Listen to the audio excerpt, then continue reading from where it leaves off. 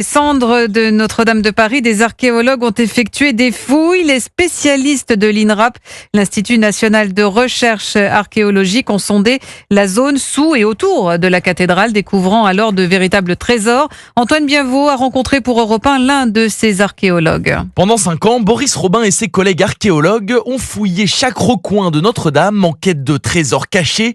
Une aventure parsemée de belles surprises. On a trouvé beaucoup de choses sur les travaux de Viollet-le-Duc notamment. On a pu avoir des éléments en lien avec la construction du presbytère et puis aussi les fondations de la sacristie reconstruites au 19e siècle par Viollet-le-Duc. Donc ça complète ce qui a pu être découvert par les différents archéologues à l'époque. Des recherches minutieuses dont Boris Robin garde une trace précieusement posée sur son bureau. Celui-ci, c'est un petit bloc de calcaire que j'ai pu ramener de Notre-Dame. Il provient d'un ancien égout du 19e siècle. Tous les objets qu'on a récoltés vont être nettoyés puis confiés à différents spécialistes de façon à ce que ça puisse être étudié par la suite. Au-delà des nombreuses sépultures déterrées du sol, le Graal pour l'archéologue reste la découverte de l'ancien jubé, c'est-à-dire la clôture de pierre qui séparait le chœur de la nef datant du XIIIe siècle et retrouvée juste en dessous de la croisée du transept. La découverte du jubé est une des découvertes majeures. On s'attendait à trouver des sépultures dans Notre-Dame, mais trouver le jubé, c'était pas du tout attendu. Des découvertes inestimables et une immense fierté pour l'archéologue d'avoir pu explorer les vestiges du chantier du siècle.